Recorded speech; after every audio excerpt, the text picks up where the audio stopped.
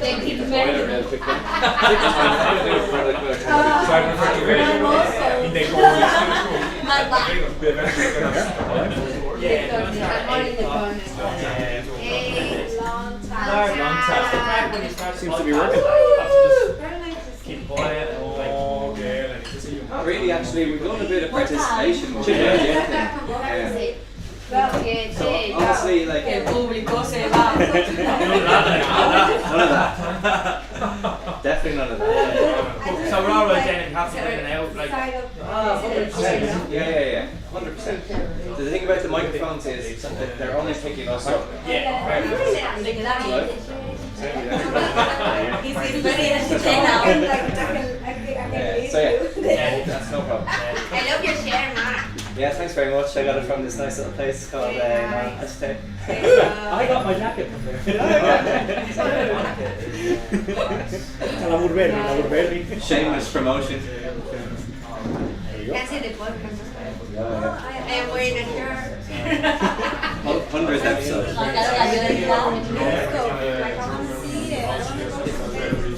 We have a really nice pizza.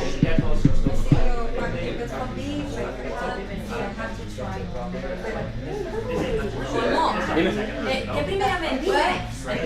The podcast. The first ever podcast. When we meet. I think you can to another event. No. Then we will. Because he's like, I truly never met you.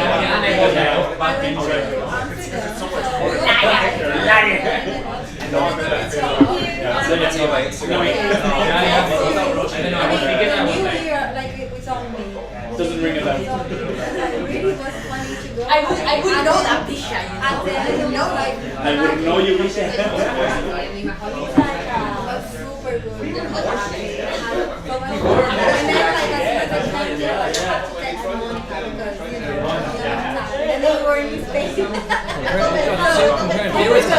I'm on.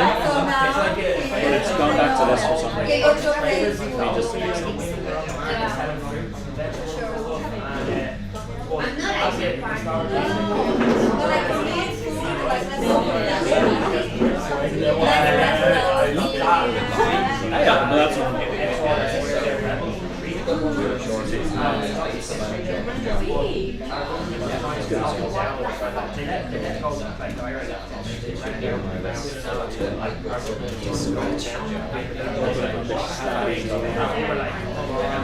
No, I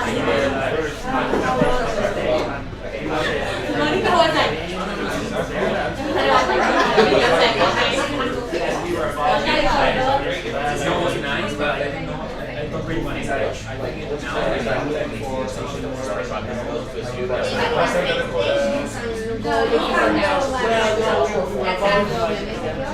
It's the same with I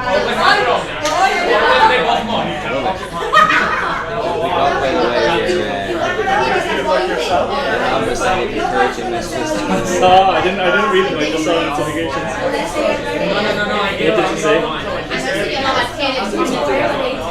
Don't worry about your accent. You know the passion that you have. Yeah, of course. So I think that's going on for years now, isn't it? I thought with him I was like, okay. A few more people email me. Maybe they're just too late. Here halfway through. Like back and forth in the car. Yeah, it's something I didn't feel like that.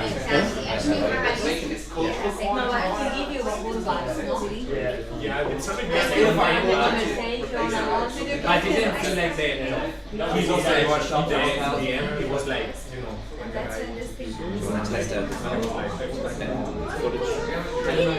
Yeah. That's like from your link. It was like, when you go on downstairs, people are like,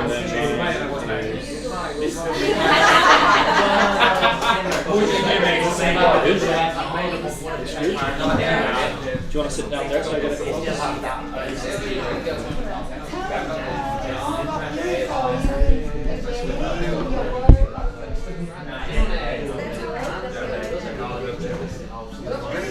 It's okay? Yeah. Super. You can even probably I try. like this there. You can even probably try and record now. Record? From here. Start already? Oh, maybe wait 2 minutes away. And then go, yeah, go next, yes. You're gonna look like Wednesday. These are our room. Alright, so I want to go and ask you to ask any questions, right? If you can't think of the question, don't ask questions for you. The teacher mentality.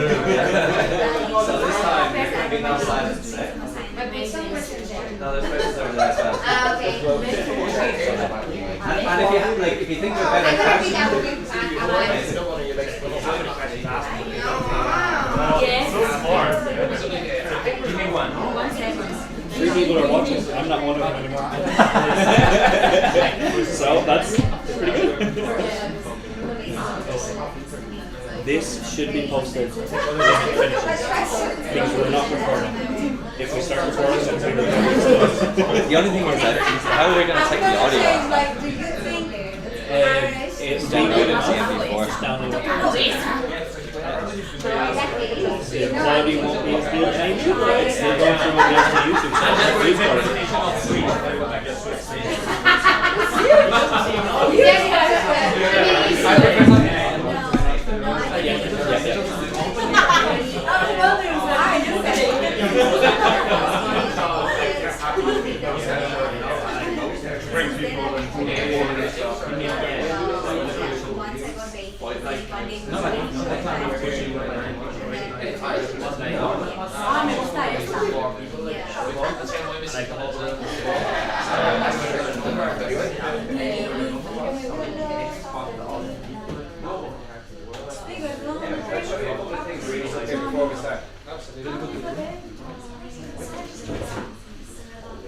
honestly?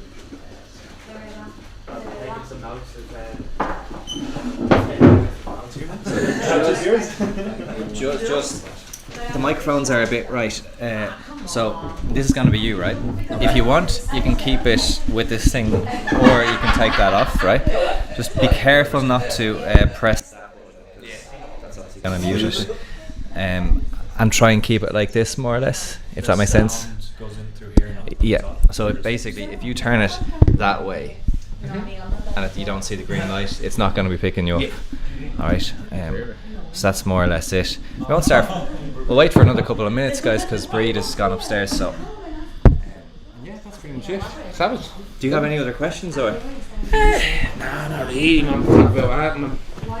I'm just like to dive in head first and see what comes from it. Happy days. No, I don't think there's any questions. So. On the phone, man. It'll be good crack. Yeah, that's like 45 an hour. Yeah, around that way, pretty much. Yeah. I haven't mastered keeping the time of it in But normally we get the time.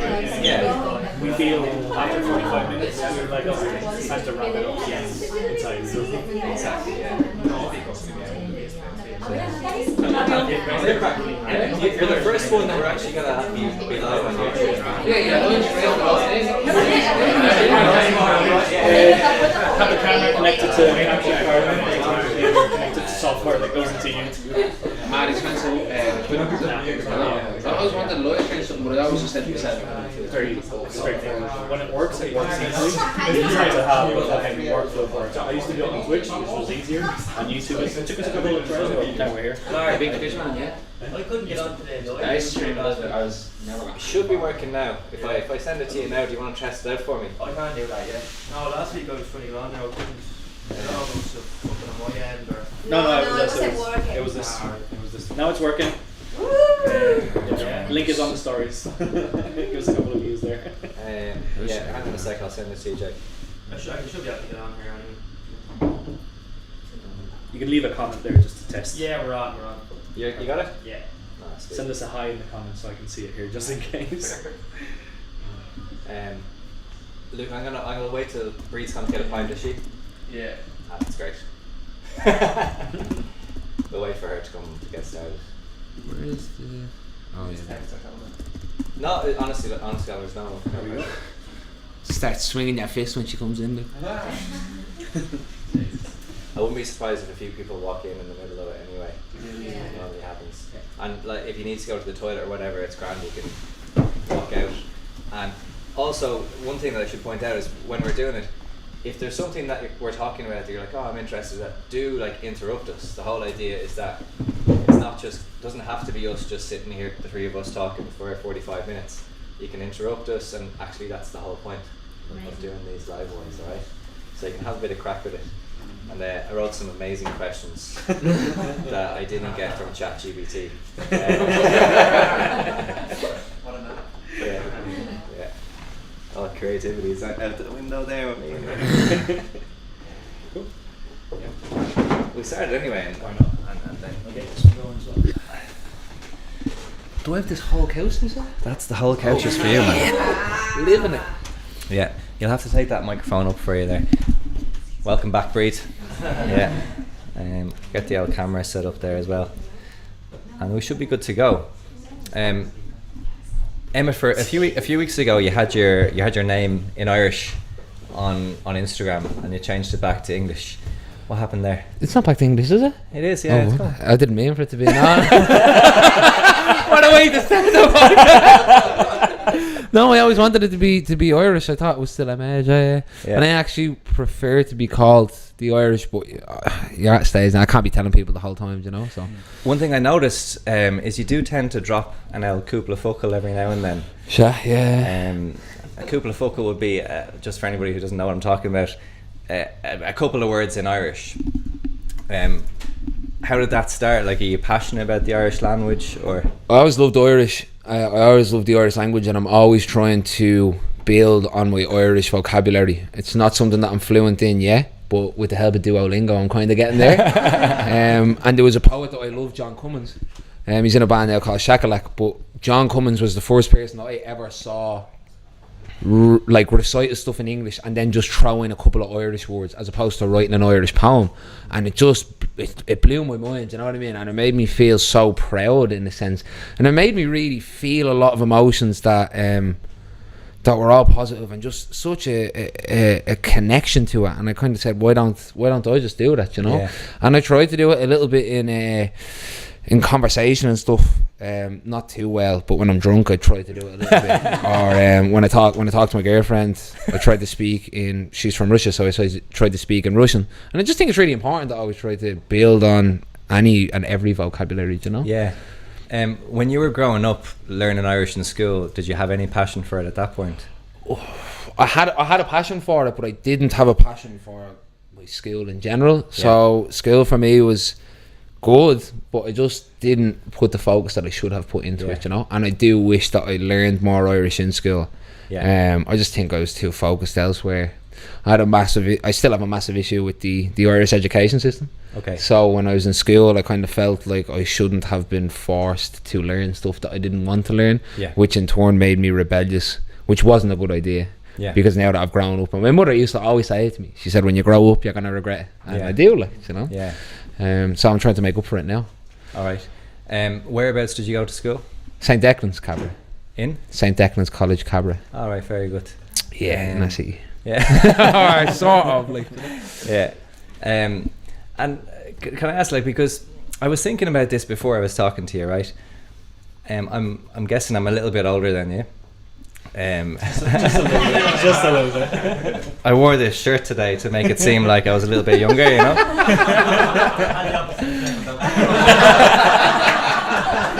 Retired golfer here.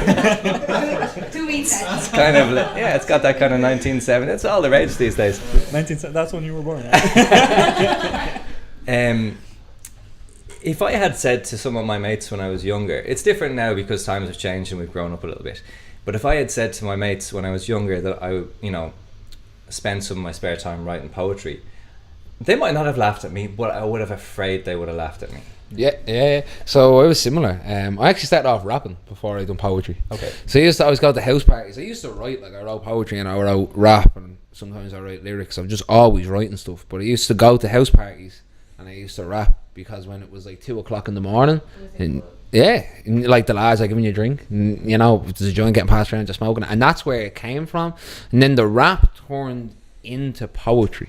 And the one thing that I found was that, particularly with the spoken word that I do, I like to be extremely casual and almost outrageous in a sense, where I talk about everyday topics as opposed to just these heavy topics, because that's what poetry is a lot of. It's your emotions, and it's deep. It doesn't have to be negative, it's always deep. And I said, if you touch just a surface level, you can attract more people in. Yeah, because it's like poetry is there's a stereotype around it. Yeah, like if you ask people why they don't like poetry, they just say, oh, I don't know, look, it's too hard or something, you know. Yeah. But if you can touch people and resonate with people on that surface level, and then bring them with you on a journey, it can be done. And I feel like, I don't know how old you are, I'll give you like 27, but like I definitely think we also live in a society nowadays that is way more accepting, and I think it's changed drastically in the past maybe 10-20 years. So I think the idea that young lads are kind of ripping it out of each other, I just don't think it exists anymore, you know? I see so many 18, 19, 20 year olds that are coming in and doing poetry, and it's unbelievable, and it's a popular thing now.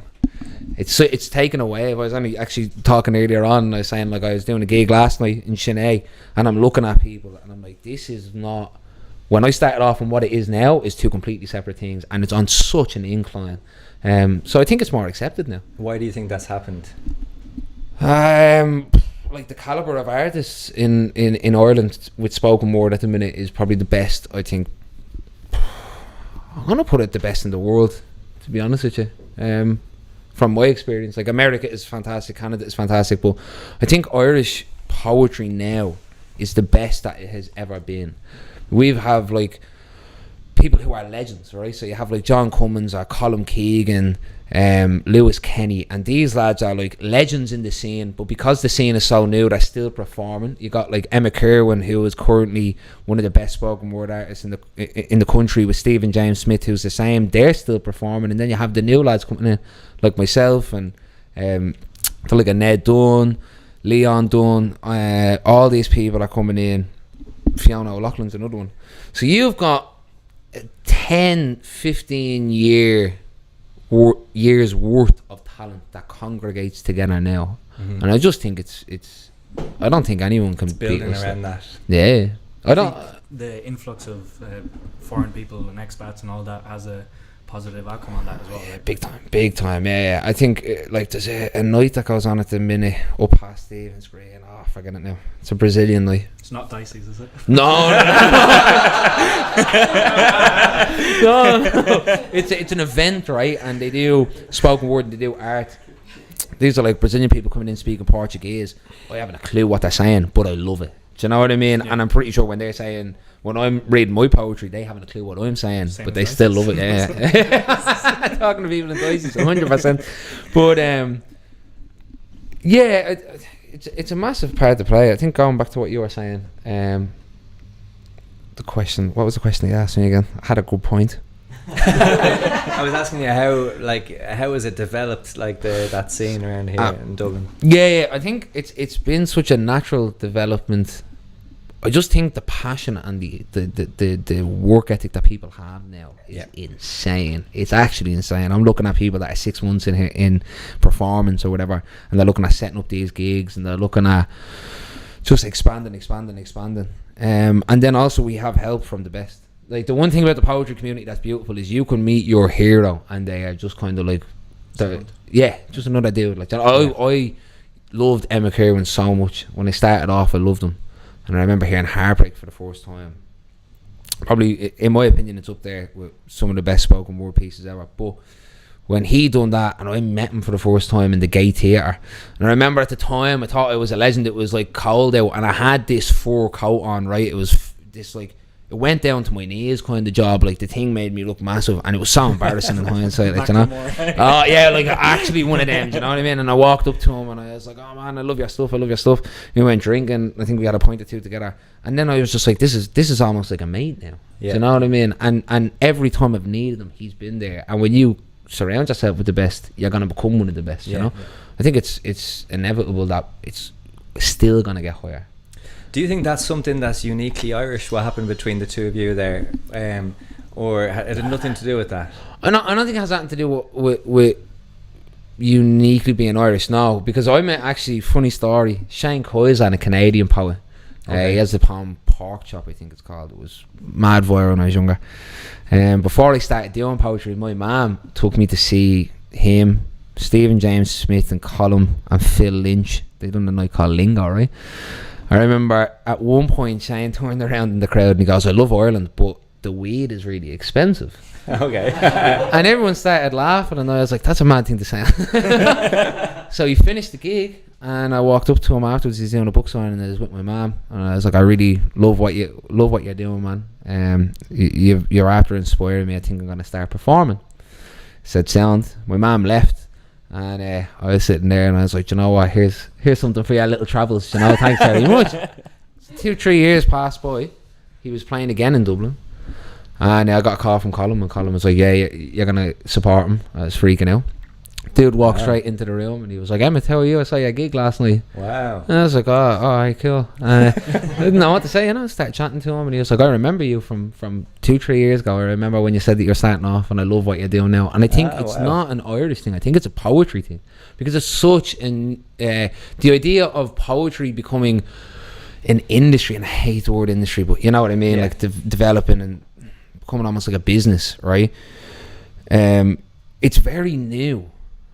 And what we were known as beforehand, the Druids and the Filiocht, we would just go into pubs and we just recite poems and we just do it for the love of it, right? So you have people now that don't really care about it in a business sense. They just care about it in sharing art. Yeah. And when you have that, you connect with a lot more people in a lot more different ways. Yeah. It's probably the best aspect of spoken word, I think. Is there a business aspect to it? I have no idea. Yeah. Like, can it become that? Yeah, it's like, can you make poetry a full-time career? Probably not. At the minute, no. I think some people are doing it, but there is definitely a business to it. So there's poetry performance, event organisation, festivals, teaching, workshopping. Yeah. You can make money off so many different ways now in poetry, you know. And the idea of like poetry workshops maybe like 10-15 years ago, like I don't think it was what it is now. Yeah. I'm after securing a couple of workshops at the minute, and I remember walking in, there were the dreaded question, like, how much do you want to get paid? How long is a piece of string, kind of, you know? But I kind of was like, I remember sitting down for dinner with them, and I was like, right, there's 2 classes in a day, so that's 2 hours, so 150, do you know what I mean? Yeah. And they kind of were like, well, where'd you get that from? And I hadn't a clue. Not a list of expenses or anything. Yeah, I was like, well, 50 quid for the class, and the bus fare is probably, I don't know, a tenner a week or something. But I kind of felt like I should have known these things, because it is the norm now. Yeah. You know, it's becoming a business, and I think that's extremely detrimental, and I think it's extremely positive, and I still don't know how I feel about it. Do you know what I mean? I think it can ruin a lot. Yeah. And I'm starting to see it kind of more and more now as poetry expands and the community expands. You're looking at people who come in 6 months into writing, they're talking about, oh, I want to get paid now and I want to get money now, and I'm like, you're just missing the point of this. Do you know, it's not, you're not in this for monetary gain. There's a lad, Callie Ryan wrote 3 Men talking about things they kind of know about, I think it's called, or something like that. It was a poetry play, it was in the Fringe, massive play it was. And I remember going to the anniversary of it, and Callie Ryan said it was the best thing ever. He goes, everybody talked about the poetry scene, right? You have to get in the scene, right? You have to know what the scene is all about. And you spend your whole time wanting to be in the scene, and you go to a gig and the scene is just 7 people sitting in a corner, and they're reading poetry. And that was when I started, that's how it went, do you know? Yeah. And there was no money in it, there was no business side of it per se. That gave me even more of a drive. Yeah. Because I remember sitting, and I remember talking to the like of Luke and stuff like that when I first started going to a night called the Circle Sessions in the International. And I remember going in and saying to myself, I want to pick out the best poem tonight, or the best song tonight, the best lyrics tonight, and I want to go home and I want to match that, if not beat that, right? Gave me such a drive. And I'm curious now, are people coming in for the same reason? There obviously is some, but I also definitely think there's some people coming in. So you were in there to try and match the quality. Your kind of aim was to be like, how can I get, create the best content they possibly can. It was always not even necessarily about being the best, right? It's not about being the best poet or spoken word artist. It's about being the best person that you can be. All right. When for me anyway, creating an art and poetry, when I finish a poem, like I remember writing The North Side when I wrote that. It was like one of the first spoken word pieces I ever released. When I finished that, I felt a high that I don't think I've ever felt before, and I don't think I can ever feel it again.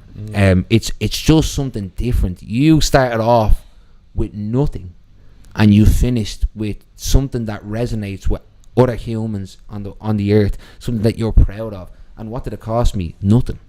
It didn't even cost me my time, because it wasn't.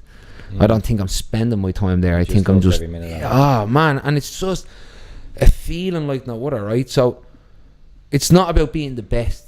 It's just about developing as a human being and developing as an artist. And I think your life as an artist and your life as a human being, they just come hand in hand. When people say you play a character on stage, I hate when people play characters on stage. You just play a different version of yourself on stage. So when the stuff that I've written about, and when I finish writing it, it makes me think in ways that I didn't think before. And it's kind of changed my views. Like when I was younger, because of where I came from, I was mad into one of the boys. And like trying to speak as dirty as I can, trying to come across like a hard man, even though I wasn't, or like just sculling cans and going out on a session just to do it. And then when I started writing poetry, I was like, no, this is something now that I love. This is something that I'm good at, and it made me stop the other things in life. You know, it's a purpose. We all have a purpose, and that's. It kind of gave you a sense of like, I can do this, and I can like get out of that other version of myself that I was, or that I am, or whatever. There's times that I write, and it's not a thing of like, oh, I just start writing and I don't know what I'm writing about, right? But there's times when I'm writing a poem and there's no way of explaining it. I'm not even here. You know, I'm in a completely different space, and it doesn't matter what even though I'm creating, it doesn't matter what I'm doing in that space, because how I'm feeling while I'm doing it is just so good. Is that because you can afford better weed now, or? Yeah, kind of. Can I ask? Go for it, Jake. Yeah. Would you have any advice for people who might have an interest in poetry but don't probably do it often? But is there a way of kind of any advice for people who want to get into it further or explore further? Yeah, surround yourself in it. Just completely immerse yourself in it, because I love when people ask me this question, right? Because what you're saying is that you don't do it too much, but you want to get into it. And it's just so easy to get into it once you start, right? So immerse yourself in it. When you're going home tonight, I don't know if you listen to Spotify or anything like that, just listen to a poem. Sit down and listen to like Stephen James Smith, Dublin You Are, or My Ireland. Listen to either one of those poems tonight, and then look up if you want to go and see a gig. You don't have to perform to be involved, you know, but just immerse yourself in it, because once you see what people are creating, you will start creating it, because you want it and the desire is there, you know. So I have an issue. I like writing things but I can write things sometimes when I'm in a particular headspace. If I ever try to sit down and write something, I can't. Yeah. It has to happen, or it doesn't happen. And I can't write anything positive either. Everything I write comes from a negative emotion, you know. Like, welcome to being a poet, man. No. Nobody listens or watches that anyway. But that's how it should be, you know. I don't think you can force yourself to sit down and write. And I think if you're doing it, I don't think you're doing it the correct way. And that's what, like, another thing about business, when people start writing like commission pieces, I don't understand that. And no, knock on people, you know, go and get your money, but I don't think I'd physically be able to do that. I don't think I'd be able to just sit down and be like, oh, Brennan's bread, let's write a poem about it. So don't force yourself to it. Just do it. And whenever you want to do it, do it. Like, why? Always ask, why are you creating? And the answer should always be because you just want to do it, right? And it doesn't matter when you do it or how you do it, what you're writing about. As long as you're doing it. Just walk away. You said earlier on that your mum got you into this gig to watch this fella. You were from Canada. How much of an influence was she in kind of inspiring you to start writing poetry? To start writing, I have to be dead honest with you, not too much. Her father did though, my granddad. So his dad, who was my great grandfather, wrote limericks. And then he was, I don't know if he was, I think he wrote a little bit, but he was just a geezer, like, you know, he was just like, you know, Bang Bang, like, why is Bang Bang famous? Because he's a lad, you know. My granddad was just one of those people, and he always never encouraged me to necessarily write, but he just always encouraged me to be happy and just do what I wanted to do in life. My mom influenced me a lot in general, not necessarily with starting poetry, but my mother was a fantastic artist, so she crochets a lot and she stitches a lot, and art just came to her in a different way. And I think through that she inspired me, you know. I done a show, it's kind of like a one-man play, I guess you could call it, called Speckled Doves, it was called. And it was all about my mother and a cross stitch that she had on the wall in the hallway when you came in. And I remember her saying to me, she was like, oh, that looks like a very Van Gogh piece, you know.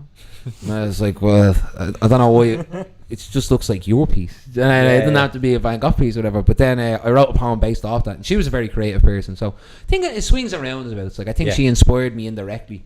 I don't know what inspired me to write poetry, though, to be honest with you. It's kind of, sometimes I think when it's something it's like, actually when people ask me, and I was asked earlier on why we started this podcast, I don't even really know. I know there was lots of different reasons, but I don't know what the principal one was. So maybe it's something like that for you as well, that kind of you just started doing it, maybe for one thing or the other thing or another thing, and but main thing is you like it. Now you enjoy it, and you kind of forget what the reason was. Exactly, yeah. Because I think everything these days is like, you need a reason to be doing anything. Like, what are you doing with your time and why? And if you can find something that you're doing and you enjoy it, you don't know why, and it's not completely destroying yourself or the people around you, then you know you should try and keep doing that and producing that, or whatever it might be. There's I'm not religious, but I am very spiritual, right? And I definitely believe that there's specific levels of consciousness that people live on, right? And you can touch different levels of consciousness, right? Sort of like an outer body feeling, stream of consciousness, stuff like this, right? And I firmly believe that there are a million different outcomes to how any second of your life could go, and I think poetry for me was just when they all aligned in a beautiful way. So I can actually remember the first poem that I ever wrote. I used to, like, I talked about it in my show, I used to write like a lot of lines, or just wrote how I feel, but the first poem that I ever wrote about, it's actually gonna get a bit dark, but my mate, I had a friend that died in a hit and run when he was 12, and we were all 12 as well. And I remember when something like that happens, I can still remember bits and pieces of the night, and it was hard, but I remember afterwards just wanting to write about it. And I remember my counsellor, I went to counselling afterwards, not just for that, but just I think counselling's a great thing for everyone to do, but I remember my counsellor saying to me, she was like, you should just, you know, write how you feel, or draw how you feel, or whatever. And I remember sitting there and like, that's bollocks. I was like, but then I went home and I done it, and so when I wrote the poem, it was a mixture of getting the good advice from a counsellor, a natural desire to want to express myself. My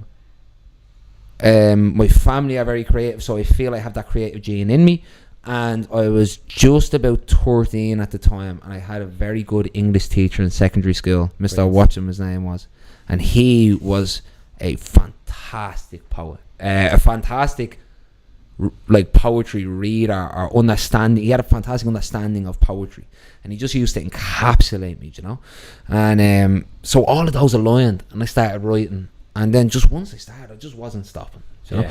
And I used to, like I said, like I wrote rap, and I think from when I wrote my first poem, and then I performed, like there was a 5 year difference, and I feel like that was also beautiful, because if I would have started performing poetry at 14, 15, it might have been different, but I gave myself that time because I was invested in wanting to be looking better or whatever in rap. Realised that rap just wasn't for me. And then when poetry came in, I had just honed such a craft. Yeah. You know, everything aligned. Yeah, everything was just aligned, and it worked well. And are you this passionate about everything in your life? Like, you're just like listening to you talk. Like, I don't know, you've got a little bit of an aura or charisma about you. But I wonder, is it like really this love of poetry that is kind of coming out of you, or if we started talking about like different types of milk in the supermarket now, would you also be like? Yeah, I think so. I've got a massive love for life. Yeah, you great, know man. what I mean? That's brilliant. That's good. And so I went through a lot at a young age, right? Yeah. And I tend to not really talk too much about it. But when I remember being 19 years of age, I was addicted to drugs. I had flat out drinking.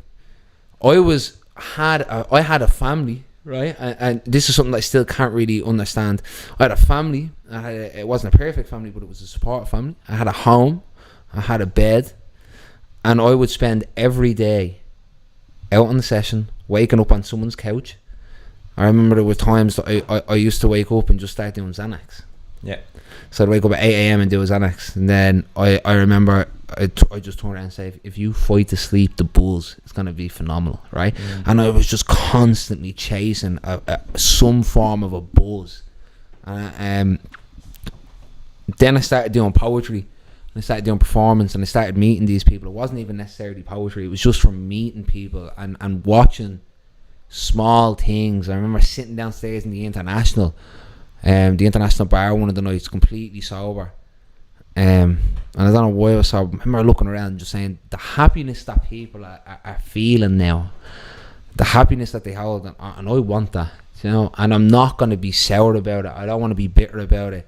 I don't want to hate them because I'm not where they are. I want to reach up and become them. Yeah. And that's what like people have done for years to me. And like Luke does it. I just have to reference him, like, because he does do it a lot for me.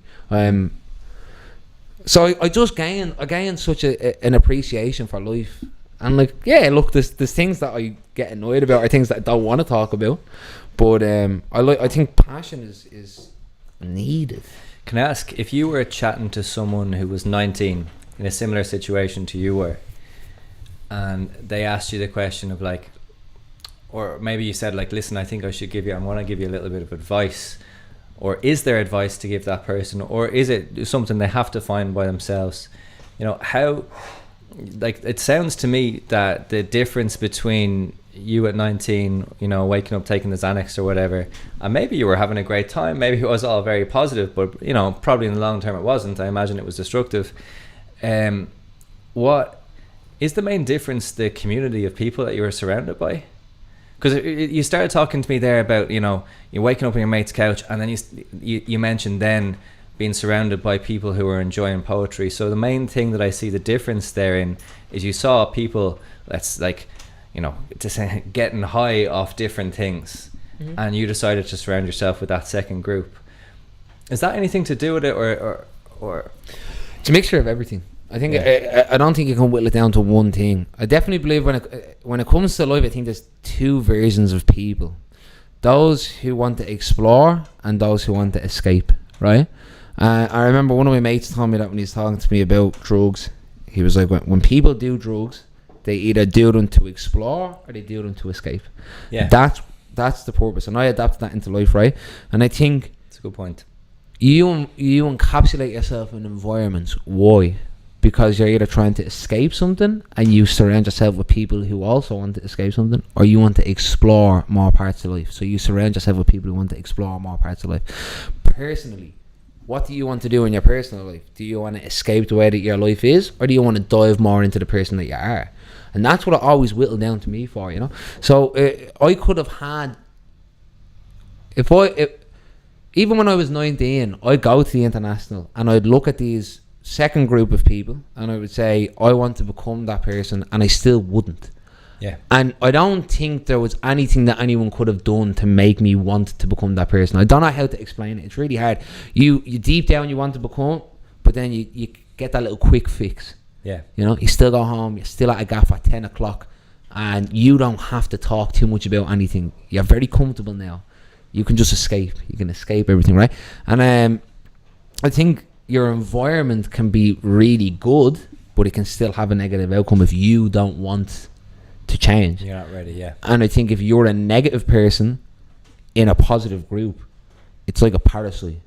You can eat away at other people as well. Do you know? Yeah. It's a mixture. You need to have a good surrounding. You need to have a good kind of mentality, and you need to always want the best for yourself. Yeah. The first person that has to make the change is you. Ex- If you don't want to do it for yourself. Exactly. And I don't think anyone should ever be stagnant. I Yeah. think you should always be either you're going up and down, but you should always be aiming to go up, because everybody can just be better. Like, do you know what I mean? So yeah, I think you have to have that desire, and I feel like it's something that I love to do. And like I love hearing the fact that you think I'm passionate about stuff, because it just shows that it can be a 2 litre of milk in a shop. Yeah. That's your 2 litre of milk, though. You know? Yeah, absolutely. Yeah. Can I ask you? Sorry. Of course, absolutely. Thanks so much. As the world is moving along with poetry and mental health, people opening up about mental health in general, talking more, I see some sort of conversion there, and I'm wondering if you feel that, because sometimes when I think of poetry, I think of deep, strong emotions that people are trying to express. Do you feel that poetry can serve as some sort of vehicle to process trauma or pain? Yes, 100%. I think all art forms can, right?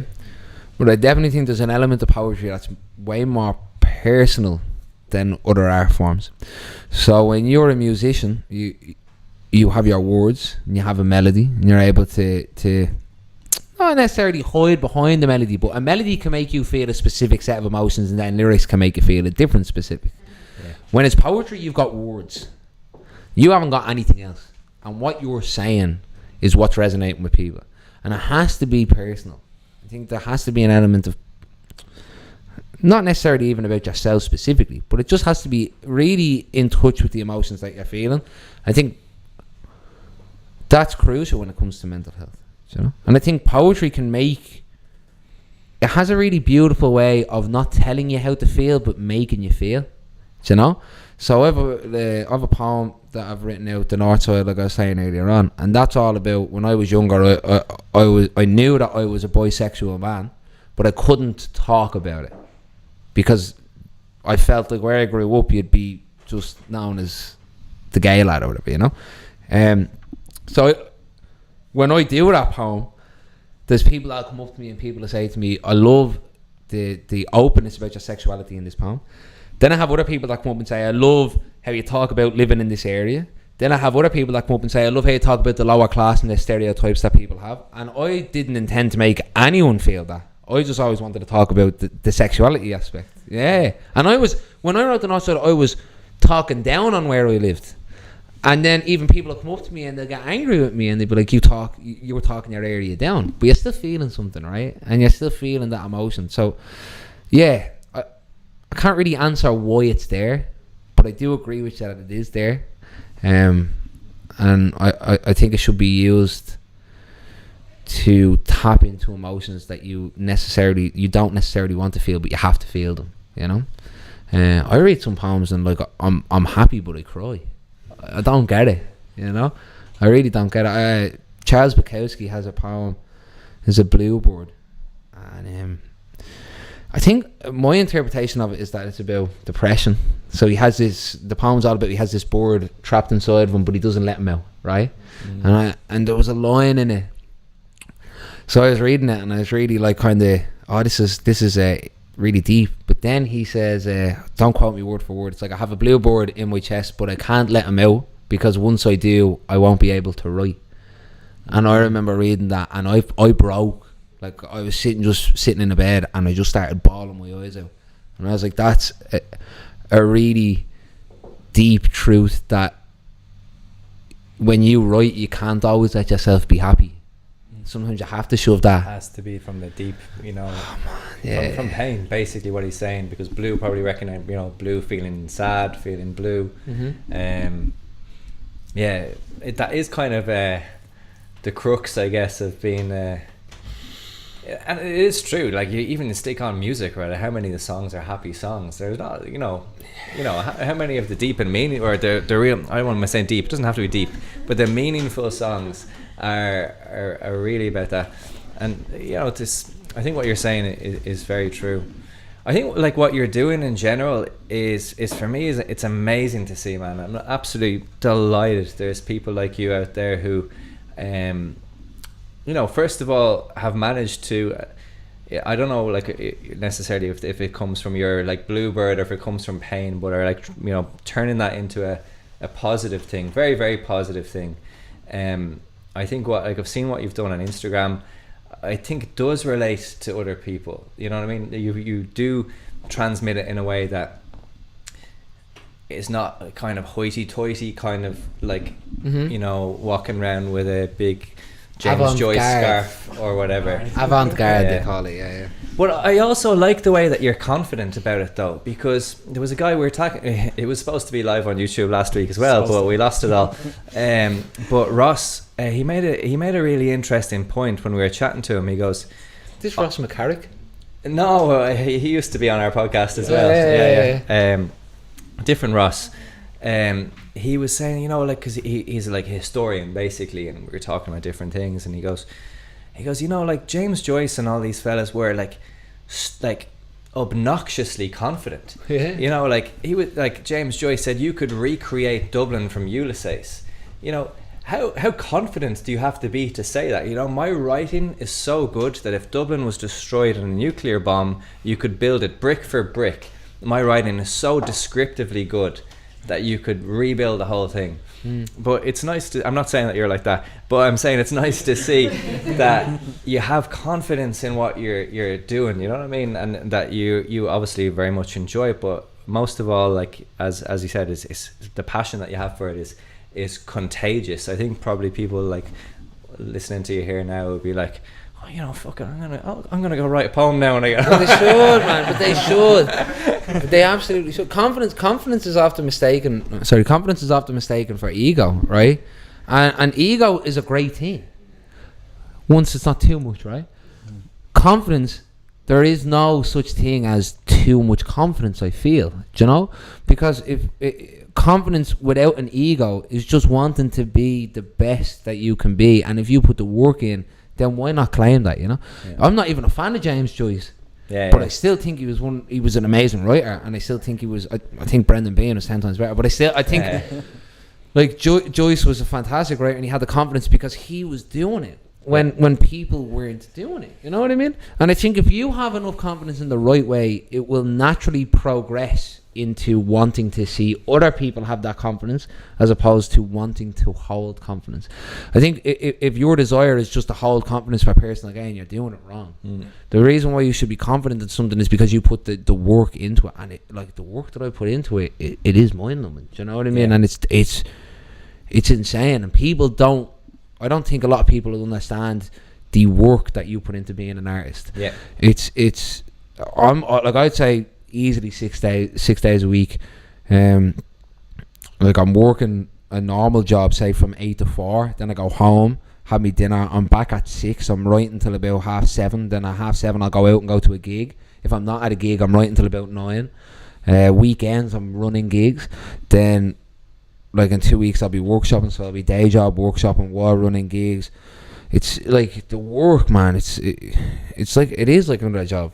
It doesn't happen without that passion, basically. I've had a lot of past relationships, potential relationships broke down, and it's horrible, right? Because I'm not proud of it, but I've had past relationships where people have turned around to me and said, I feel like you are more invested in your art than you are in me, and I can't tell them that they're wrong. And it's such a hard, like it's an investment, and I think you either just have that desire or you don't, and like I think even now if I was in a position where somebody kind of said you're working too much, I just don't think I'd be able to stop. Do you feel like you're doing it for yourself and being better, or use that as an excuse also to turn people away? No, I don't think I use it as an excuse, right? But I definitely think, Like, how can I put it? It's not that it's necessarily an excuse, because it's always genuine. Yeah. But I definitely think that I'm just so invested, really invested in it, to a point of where it's not healthy, and I'm fully willing to accept that some aspects of it aren't healthy. So I think it is very genuine, but I also think that when you say, like, as I use it as an excuse to move away from relationships, I think, say if I was past relationships, used as a tool as well. Exactly. Yeah. So right, so say that there's one that's really springing to mind, a relationship that I had where, because I wasn't necessarily happy in it, I fed more into my art. So that's where it kind of became a tool. Yeah. You know, where I was just like, oh yeah, you know, I'm gonna go to this gig tonight. Now I'm gonna go and write tonight. Oh, sorry, I can't meet up with you. But I wasn't saying I couldn't meet up with you because I'm writing and then at home watching TV. Like, I was genuinely, because I was going through such a turbulent time that the only way I could get away from it was from writing. You know, because I didn't have to feel anything then. Yeah. I could just write about anything. And it's a hard one. Yeah. I think being associated or having a relationship, be it a friendship or whatever kind of relationship it is with an artist, it's time consuming and it's hard. Yeah. I just don't want to change it. Good for you, man. I'm putting you on the spot here, and it's don't mind if you say no or if it's not alright, but would you mind performing a poem for us? Is that alright? Yeah. We give him a round of applause. I guess I'll just do a little love poem because it's mad easy to digest, you know. Whatever you want. Wrote this poem for someone who I liked when I was about 18. I remember giving it to her and saying, "This is a poem for you." And I remember her saying, like, "That's a great poem."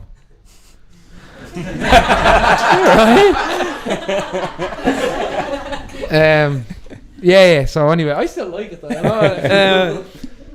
So yeah, it's about an unrequited love, I suppose. When you're sitting and you're looking at someone, you know, when you're looking at someone, you're like, "Oh, I wish I could say something," because I get real awkward. I'm actually a very anxious person when it comes to conversation. So yeah. Anyway, it's called Another Little Love Now. So what's up? See, we locked eyes from across this melody bar, and you are shining out like a star in the bright atmosphere of eternal galaxies. You are the Colleen that never ceases to amaze me. With a sweet physique, you got a slick mystique and have me acting like a freak, and I just gotta admit that I'm weak to your black magic, all these spells filled with dark temptations. I have vivid hallucinations and fixations of our past that never even existed. I'm talking about dreams of our future that seem so distant, but it's just a lost dream stuck in a constant cycle of sleep because I failed to reach the point of introducing myself. So I'd sit at home on Facebook, right? Virtually give us a part with a slick thumbs up, and then I wonder if that's enough to spark an interest. See, the truth is I have an excess of emotions that I can't even express because I'm an actual social mess. Like, I never really know how to ignite a conversation. So I just talk about a few amount of shit and then sit there awaiting some form of intellectual response from it. And I'm well and truly hopeless when it comes to flirtation. I still feel as if my skills never meet general expectations. Like, I'm still understanding how flirting always work, right? I haven't a fucking clue what I'm doing with it, right? And even though I kind of find it awkward, I guess it's better than the torture that I endure from just sitting in a corner and staring at you. And I guess the reason that I look so afraid when you're approaching is because I actually am. See, I never know what to say, so I just smile and nod. But in my imagination, all these fireworks are going off. It's like my mind ignites a spark starting the path to this adventure. And I can't wait to endeavour being the one reason that you have a smile plastered on your face. Make sure you never feel like a waste of space, Colleen. I want you to get lost in this embrace. See, 1,000 little love notes. They've been distilled into one tiny little poem. And honestly, I highly doubt that you'll ever even know you inspired this piece of true desire. I mean, you remind me of a female Jackie Wilson. Your love, it's lifting me higher. Oh, I'm getting real impressed at how we sing, by the way. And now I'm hitting the notes, right? I think I read somewhere that science dictates when two lovers get lost gazing into each other's eyes, their heartbeats, they synchronise. And I think that's why I'm left hypnotised by it. But I'm a bottler, and I don't say it. I just sit here writing these rhymes filled with cryptic love notes. Another message in a bottle, just another sappy love note so I can finally gain recognition. See, all I do is envision the thoughts of you and I venturing on the sweetest of dispositions. Colleen, listen. I now know what Marvin Gaye meant when he said that a sea was storming inside of him. Because I'm left on a paddle boat in a vast majestic gulf of what I call lust and trust. That's not a word that comes up in my vocabulary much, because I'm sick of words of fake affection. But somehow I feel like you're a step in the right direction, so I guess I'll just section off a page in the back of my notebook in dedication of my appreciation for you. You hold the beauty, and it's a beauty that radiates, radiating like 1,000 suns reflecting off the panes of a stained glass church window. You are angelic, in the form of a 5'2" girl that always has a page in the back of my notebook in dedication for that.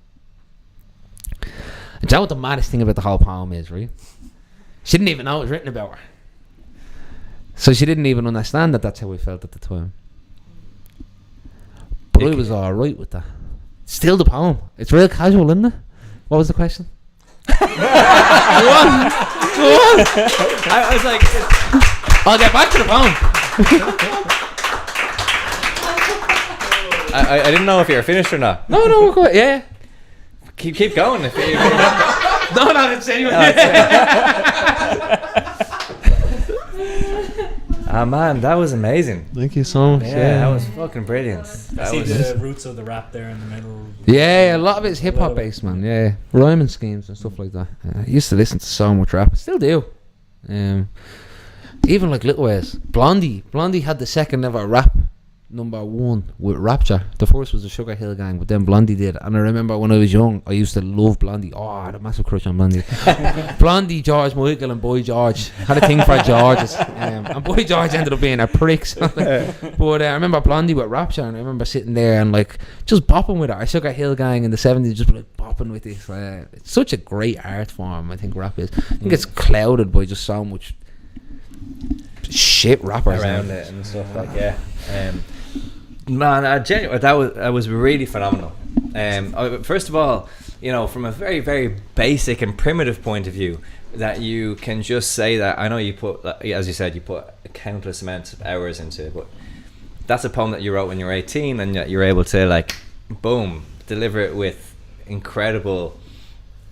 I don't know, you performance man. There was brilliant, really, really impressive. But I still think about it, and it's still like it's not necessarily a performance, right? Because when I'm thinking about it, I'm still thinking about how good that was, right? And even though it was like it should be such a bad moment, right? It really should. In hindsight, you should be looking back on it, and you should be like, I was liking someone or whatever, and it didn't work out. I was able to do it though. I was able to feel. I was an 18-year-old man that was able to tap into emotions of being like, yeah, this is someone that isn't into me, but I still got to like that person, and I still got to know that person. Yeah, it's a beautiful. I'm man into love. Like, I'm a bit of a hippie, but like I'm just man into you. Sorry, man. Yeah, you just gotta it's nice love to people. see. Yeah, you gotta love people. Like, honestly, you gotta, you know, in every way. You can love someone in a platonic sense. Yeah, you know? Of course, yeah. Do you think you've managed to disconnect the poem from the person, or is it still? Yeah, geez, yeah. I actually don't even speak to that person anymore now. You know, I hope that they're doing well. And there's not any bad blood around them. We just don't speak. But moved on. It's not personal to the person that I'm talking about, right? It's just personal to myself. It makes me happy. You know. Yeah. I had a great chat actually with a friend of mine a little while ago. He was in a long-term relationship and it ended, and I remember I didn't get annoyed at them, but I remember being like, oh, it's all just terrible now. Like, oh, I hate that. I hate her now. Like, you know. And I was like, you're just feeling emotions, but you had years of so many good times because of this person, and are you gonna just allow almost pride? It's like, why are you angry here? You're just hurt, you know, and allow yourself to feel hurt, but don't dismiss. Be grateful for the good times that you had. Yeah, it was genuine, like, you know. The journey, dude. It's all about. Well, there's I can't remember what it is, but there's a psychological whatever theory behind that. It's like if you watch a movie, right, and say you absolutely love the whole movie, and then the last 10 minutes are shite. 90% of people will leave the cinema going, that was a shit film. Yeah. But actually, you enjoyed the majority of it. It's a weird thing. It's like if like a sour taste in your mouth or whatever is left. Like all the scary movies. Like all the scary. Like I love Beetlejuice. You know, when he's in the head. Like most of our podcasts. Like, exactly. The ones you're in, at least. Come here, before you go, I'd actually like to invite Luke up here because I didn't realise that the two of you know each other. So we can just without the guitar for the moment, just even if you could, there's enough space for the two of you. We've sat on tighter spaces.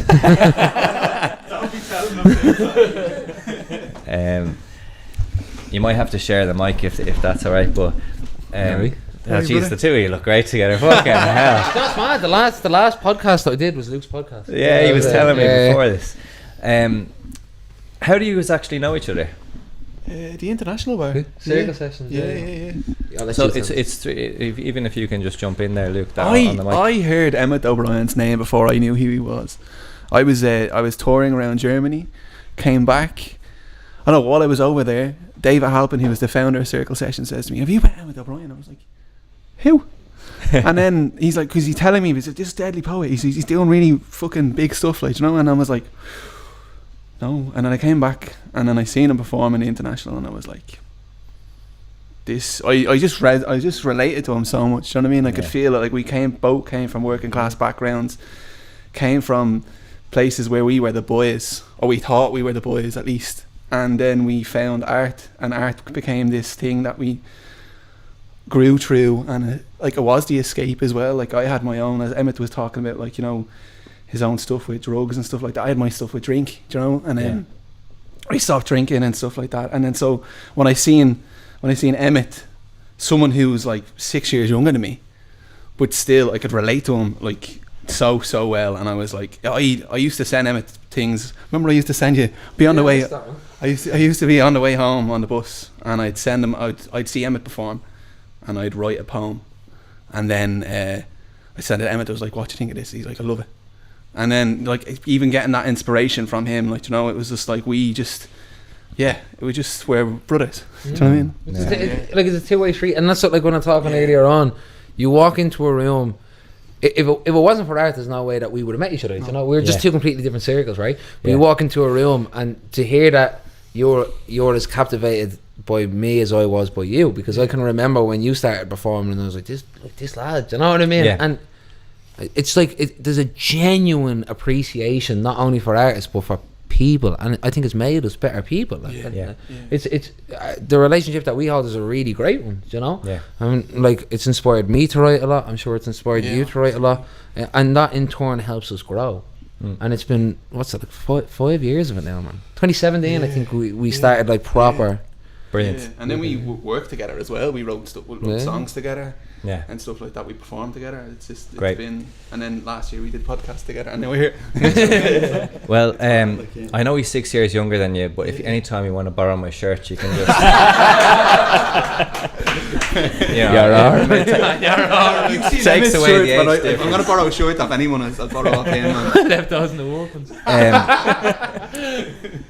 Emmett, thanks a million for your time, man. I really appreciate you're like an inspirational man, I have to say. I've come away from this with I'm not a poet, and that's not what I'm going to do, but it's just I feel good now, and it's thanks to you, and I really appreciate your time. Something that I can say, it's that it doesn't need to be, you don't need to be inspired as a poet, and anyone listening, anyone watching, don't be inspired by a poet, just be inspired to do something. You know, and that's what you're doing now with this. You know, it all works in the same way. So if you want to become a poet, become a poet. If you want to run a podcast. Get in the nip if you want. It doesn't matter, like, you know. Just do what makes you happy. And thank you very much. Appreciate it, man. Thank you. Appreciate it. Oh, man. I'll leave you in the capable hands of Luke. Luke is going to play us a few songs whenever you're ready. Take your time, Luke. If anybody wants to grab a drink or you keep it rolling, go get a drink or whatever, and then Luke can play a few songs for us.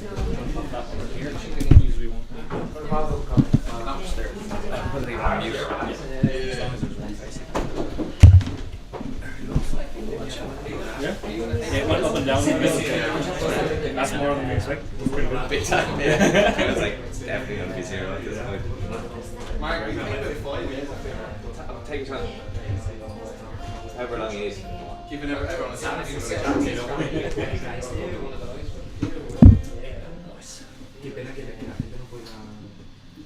Well done. Claro, porque No, no, pero pues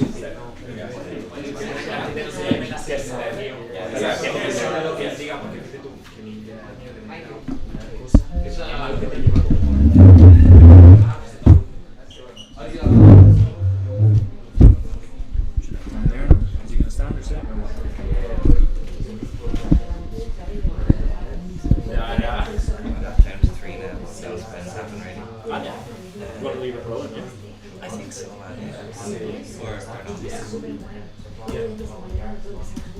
que de alguna forma siempre, claro,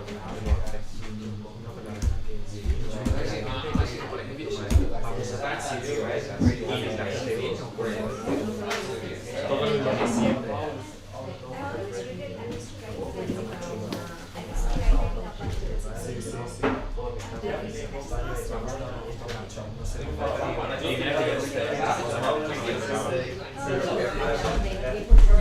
¿Tú?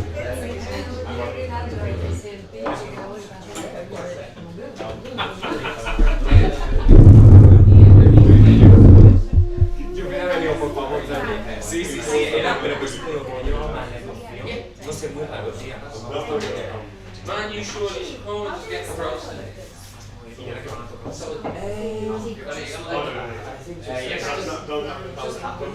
Me encanta también Start at 7.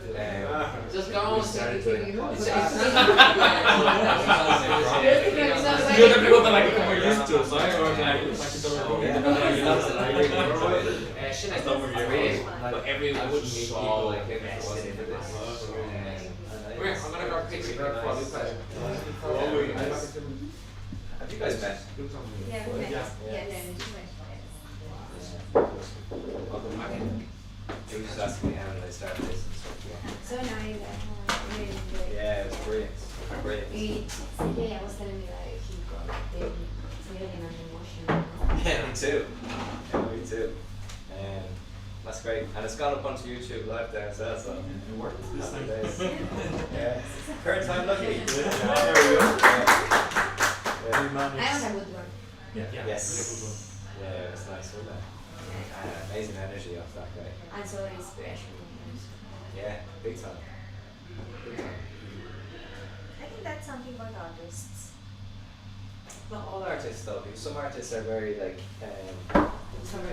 introverted and they don't like to express, you know, why they're into it or whatever.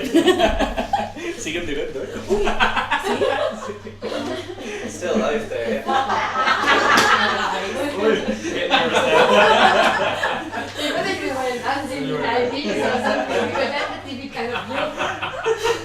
Oh, actually our viewers have gone up now all of a sudden.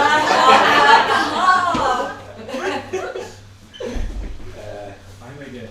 Wanna get a beer? I want to just like live now. Alina, we still have to get you for the podcast as well, you know, you're coming on soon as well. What? Yeah, that's what I said.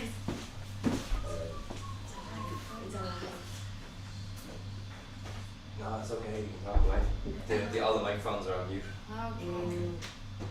I was like, why is everybody so quiet? We were like, did you see the Edu present? Okay. My card, no? Sí, a card for Vladimir and for Is you that send why it I saw also? on Luke's Yeah. Instagram yesterday that he Yeah, because Paula told me, yes, Yeah. you know. It's his birthday. Yeah. Everybody decided to fucking mourn those moments. Okay. I'm cool. Now, but you feel more because you don't have to worry. Ten for Alex. 10 for Paquita. Edu. 10. Yeah.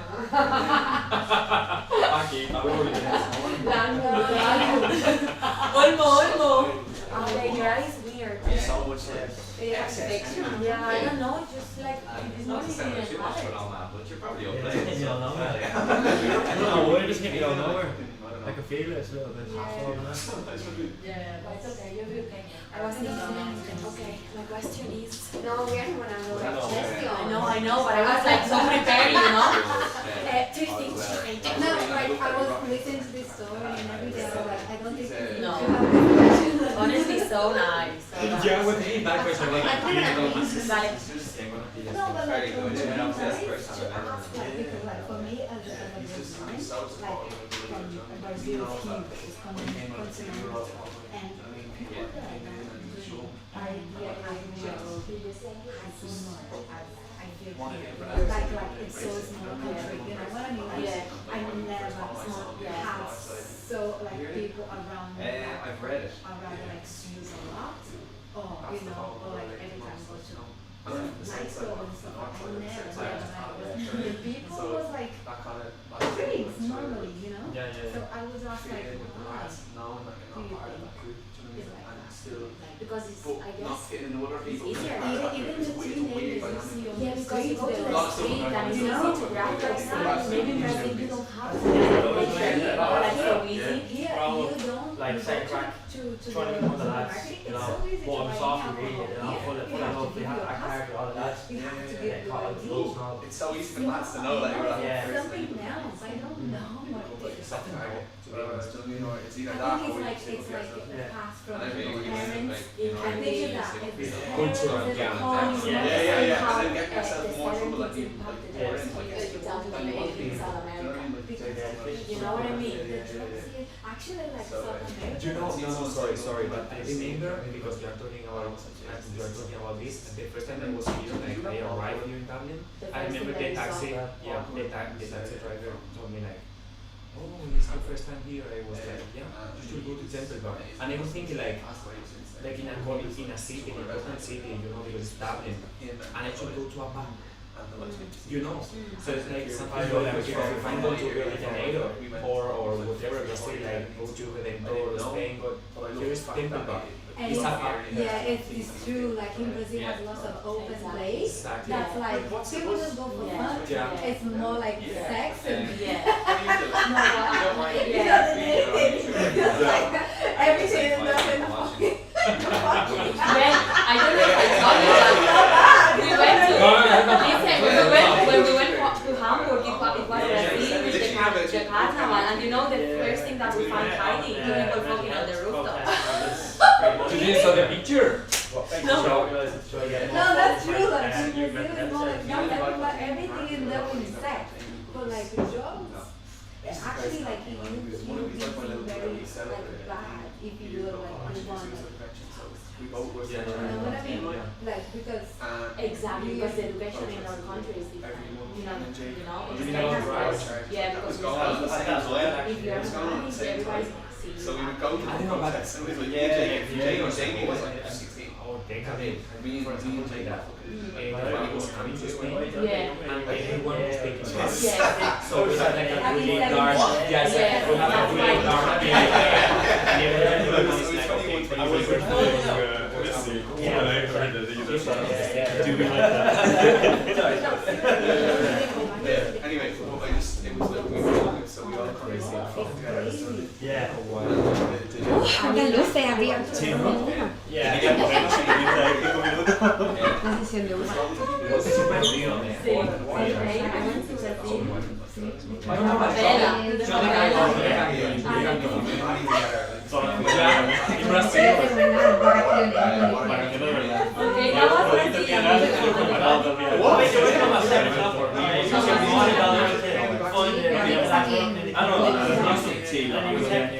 And suddenly 3 vans would pull up. Amiga, we did and the lights were coming from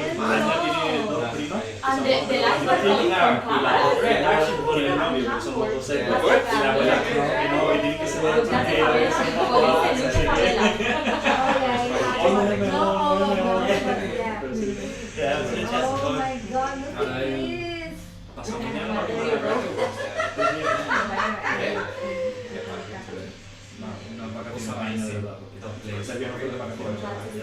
You know, lots of like very nice like but like this is not true, okay?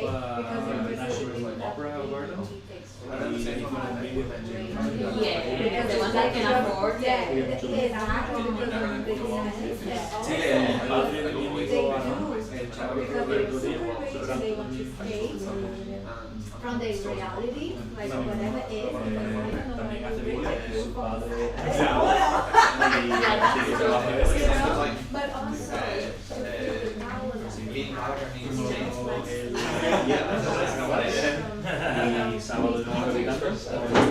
that's what I got told it was.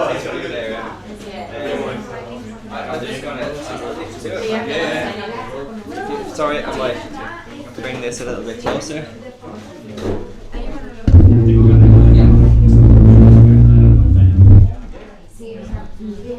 Because of the stance, yeah.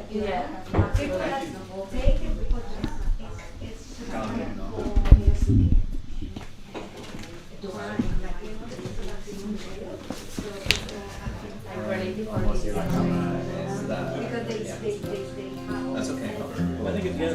Camera has a move, so unless you move the couch. Sorry, it was in the different colours for a second. Ah, yeah, it's when you move it, the capture card. Yeah, so I'm not really going to introduce this or anything, but Luke was kind enough to kind of play us a few songs. Really, really appreciate it, man. Really looking forward to this. Thank you, man. Just you to really want to chat, mate. Thank you, Luke. Thank you, man. Thank you, Mark. Thank you, everybody. Give it up for Emmett O'Brien, will you, lads? Please.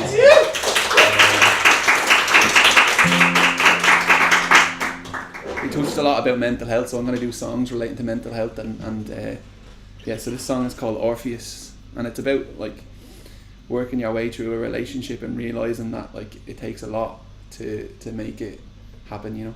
So yeah.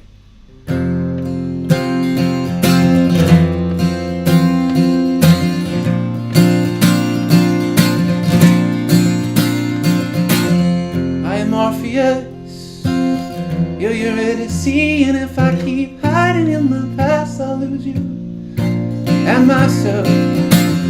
Your pedantic ways, my erotic days, our bridge to get between us and ourselves. We are tired souls, working on our dreams, held together at the seams. Forgive me if I've said this before, but all the things you want to ignore, everything you want to say that you don't ever say will weigh you down. So let it out.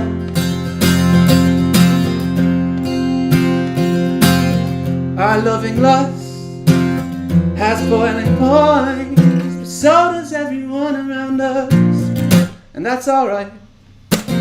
We're out of sorts, but we have time to pick up all the broken pieces in our lives.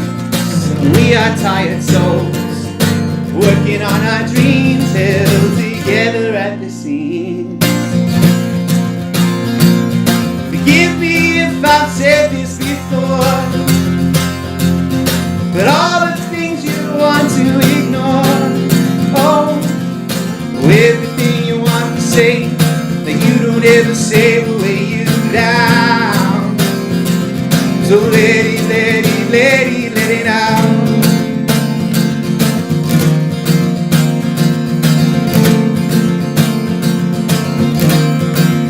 Oh, your indecisive indecision is freeing, and I'm toilsome at times. I said your indecisive indecision is freeing, and I'm toilsome at times.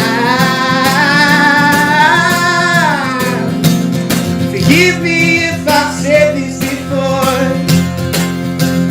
but all the things you want to ignore, everything you want to say that you don't ever say will weigh you down. So let it. Forgive me if I've said this before,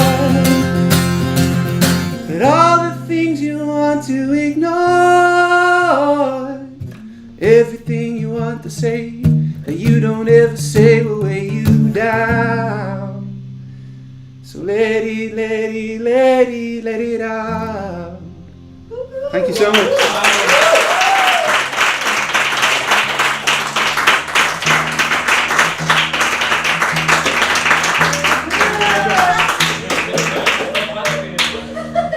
Just bear with me for a sec. So this next song.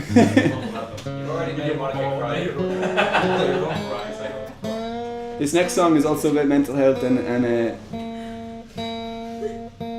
I think it's just like about fighting your past battles and realizing that you can get through them. I wrote it for my girlfriend, so I think we can all resonate through this kind of battle. Song's called Overtime.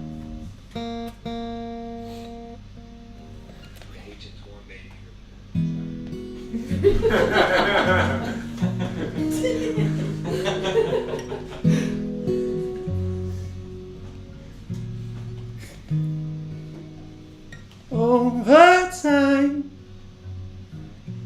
you'll find your glory. Over time, you'll write a different story. Over time, you'll find yourself in rise.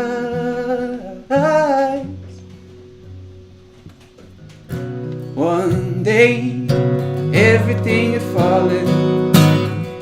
You lost yourself and your pride.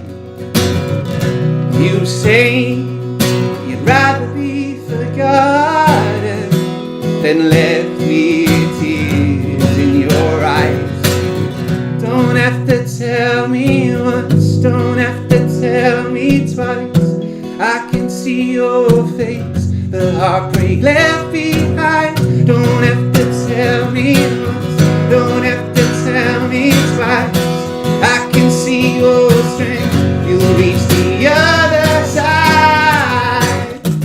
And over time, you'll find your glory. Over time, you'll write a different story. Over time, you'll find yourself in rise.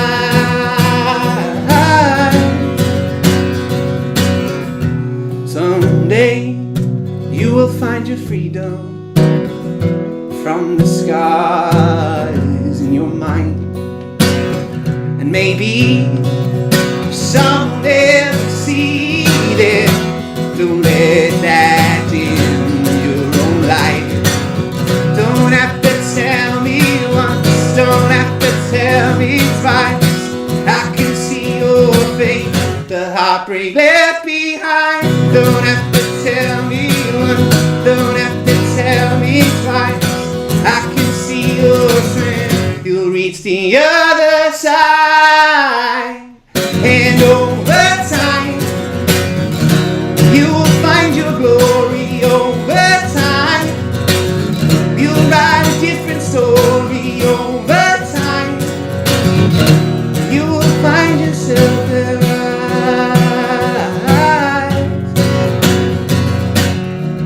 You've got to keep your heart open, don't let it close. 'Cause it is through our pain that we can grow. And over time, you'll find your glory. Over time, you'll write a different story. Over time, you'll find yourself in rise. I said over time, you will find your glory. Over time, you'll write a different story. Over time, you'll find yourself in rise.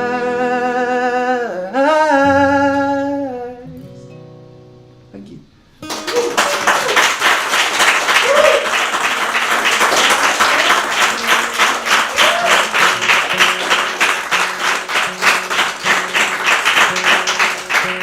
So wanna dedicate this song to to Emmett because he sang it with me a few times. I'm not gonna ask you to sing, bro. Don't worry. But just around this time last year, we did a gig in the Cobblestone together. All the lockdowns, whatever. We don't talk about that. They just stopped, and everything was just kind of back open again, and we just did it. We sold out the Cobblestone, which was amazing, and then I brought everybody outside to the road, and I got them all to like sing and dance. Emmett knows what I'm talking about when it comes to the dance. But this song, for me, I wrote this song when I was going through a really, really hard time. I was like Emmett, like working flat out. I was in 2015. I was trying to play 300 gigs in a year. It was like 3 months through. My voice was gone. I started to lose love for things, and I started to forget why I was doing it. And I struggled with my mental health for years, and I know a few people in this room because of that struggle and because of how I turned that around into something bigger. And this song is basically just a way of reminding myself and others that it's okay not to be okay. And I know it's said a lot, but it's the truth, and we need to embrace that because obviously there's still a stigma. And I think our generation, even you, Mark, I think we're bringing it back to.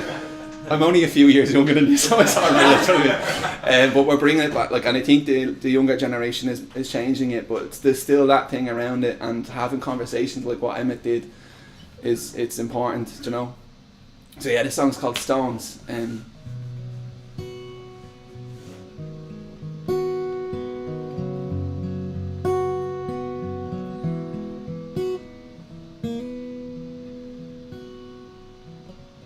We're always told not to talk to strangers, but when all else fails, the monster danger is never a stranger till they say hello. Come on, here's the green man, we've got to go. 'Cause everything feels bigger when it's all piled up, and little stones become boulders when they're held for long enough. Skim your stones across the river and see how far they go, and always let your feelings flow.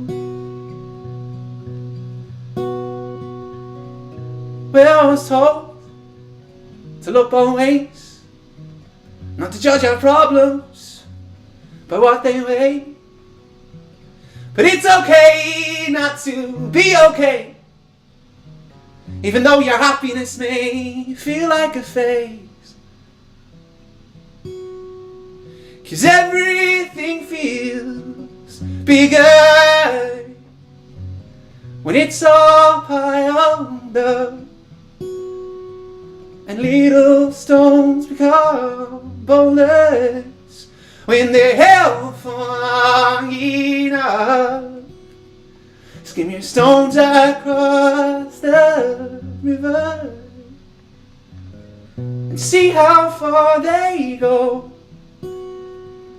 Always let your feelings flow. I know we're live on a podcast, lads. I'm gonna ask someone to sing with me. Breedwin, can you join me? Yeah.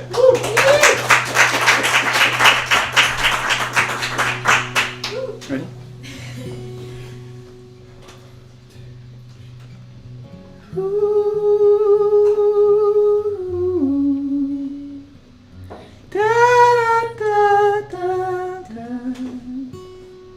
Excuse me.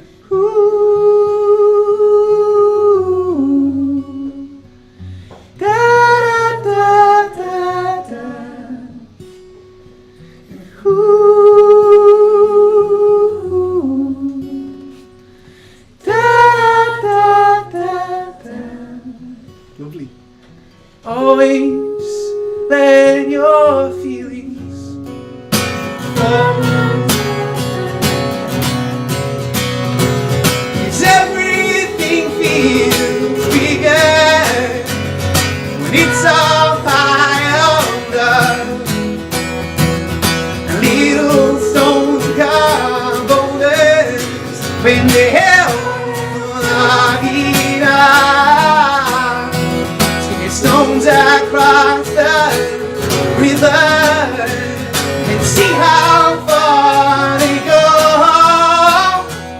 And always let your feelings, always let your feelings, always let your feelings flow. Beautiful. I'm gonna go mad high, so.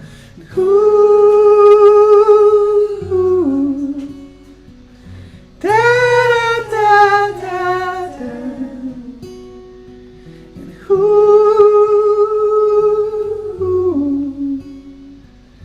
da, da, da, da.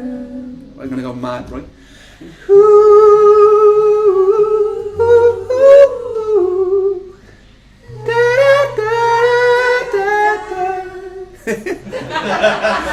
Always let your feelings flow. Thank you so much.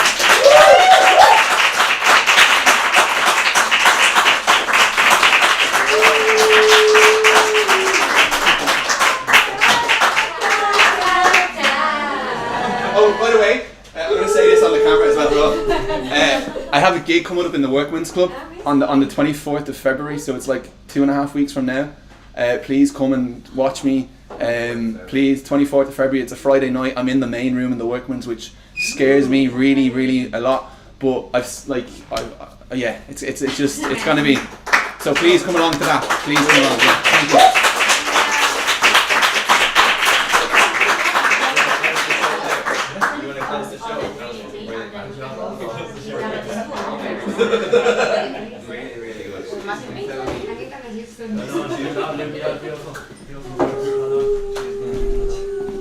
I think that's it. Yeah. All we have to do is press a button. Anybody who's watching, thanks very much for watching. Thank you for This is showing a life up. in Dublin. There we go. Just click the big red button, Mark.